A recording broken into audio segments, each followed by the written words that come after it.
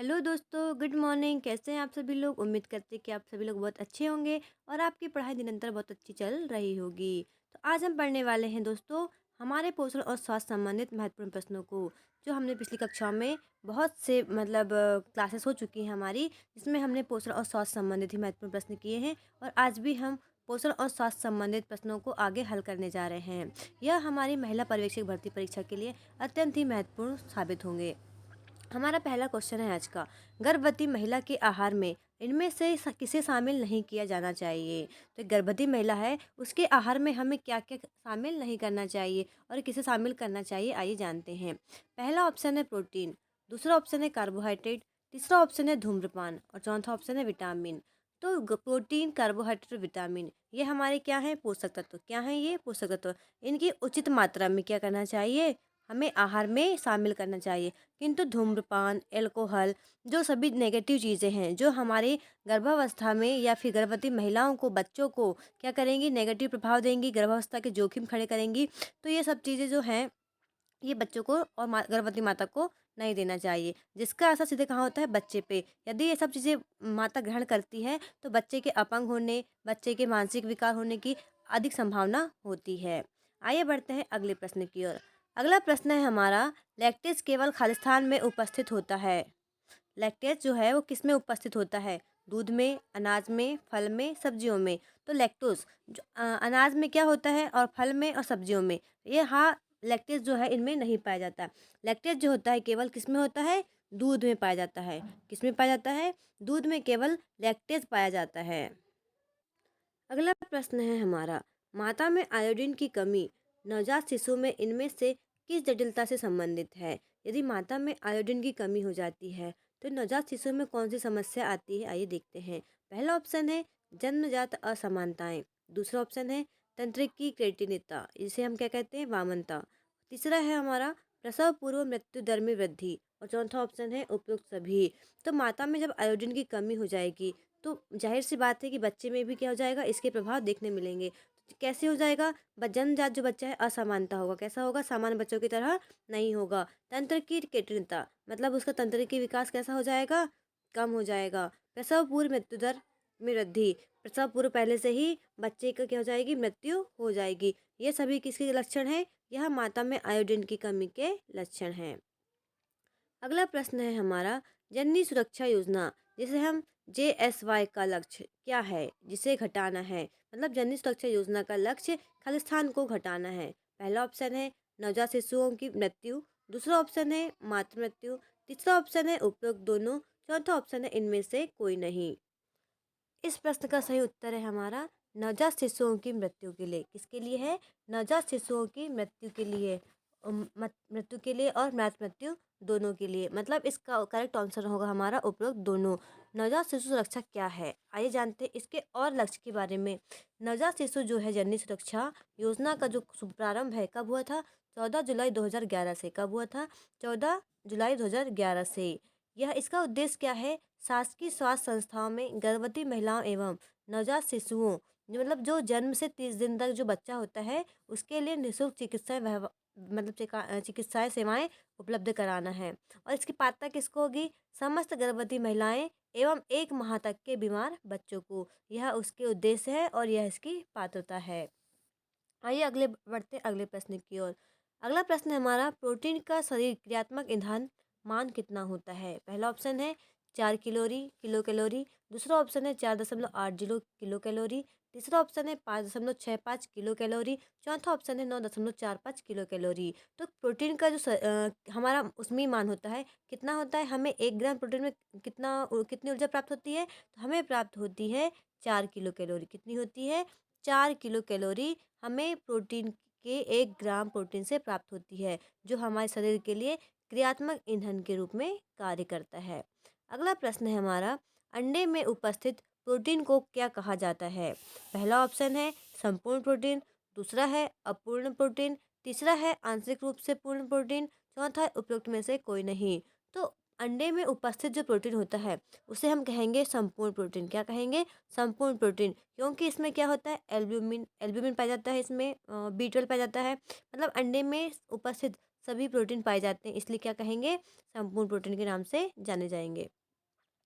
अगला प्रश्न है हमारा, एस्कॉर्बिक अम्ल की कमी से कौन सा रोग होता है? तो एस्कॉर्बिक अम्ल मतलब विटामिन सी की कमी से कौन सा रोग होता है? तो विटामिन सी की कमी से पहला ऑप्शन स्कर्वी, दूसरा है बेरीबेरिक, तीसरा है रतुंधी, चौथा है पिलाग्रा। तो इसका करेक्ट ऑप्शन होगा हमारा स्कर्वी। क्या होगा? Scurvy, vitamin C. और बेरीबेरिक किससे होता है? Vitamin B 1।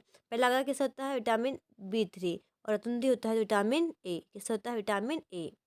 आइए बढ़ते हैं अगले प्रश्न की ओर।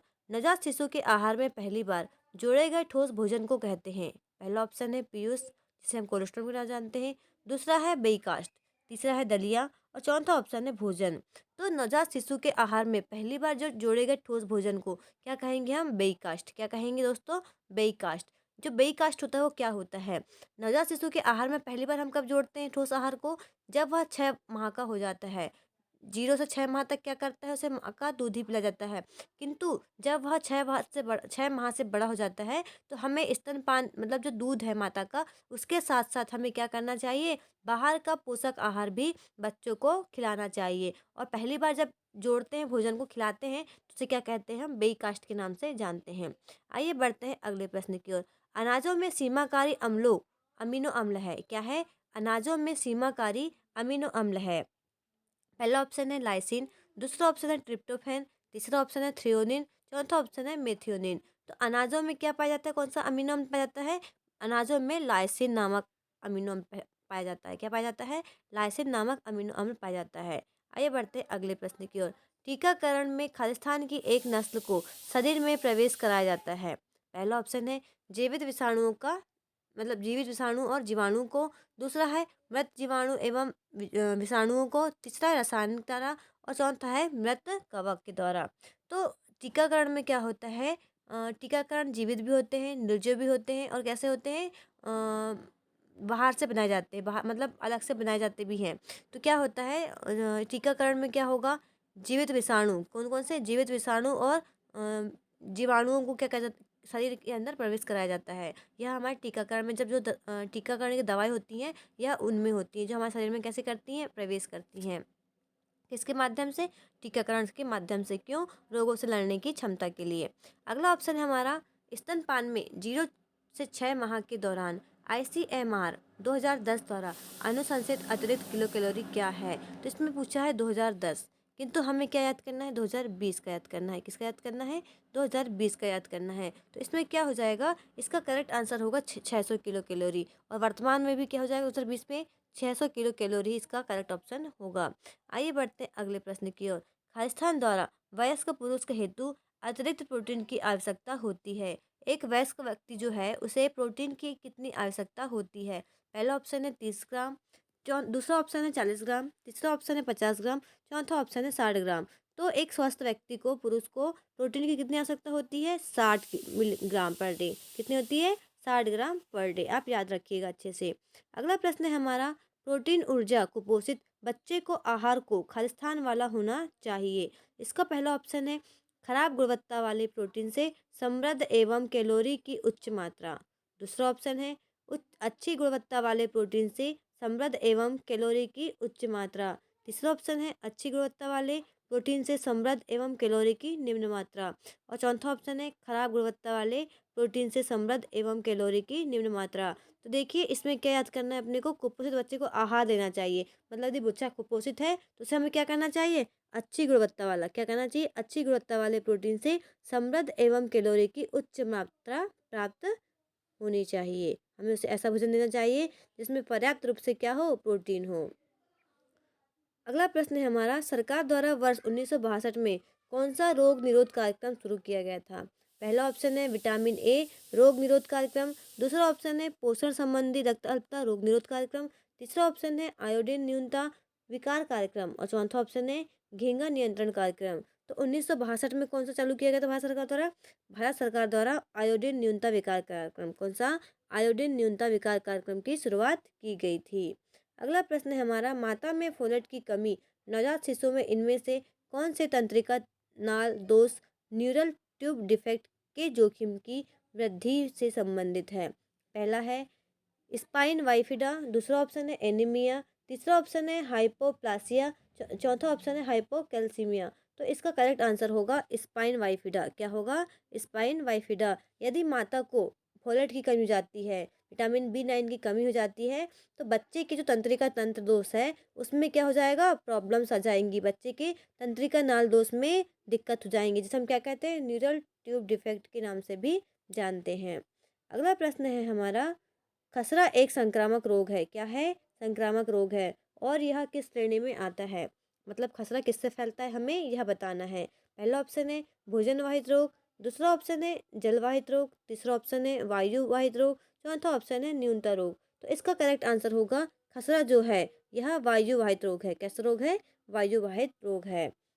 हम अपनी कक्षा को यही समाप्त करते हैं। आप पूरी कक्षा को अच्छे से देख लीजिएगा, पढ़ लीजिएगा। यदि आपको हमारी कक्षा पसंद आती है तो इसे शेयर, लाइक और सब्सक्राइब अवश्य करें। धन्यवाद।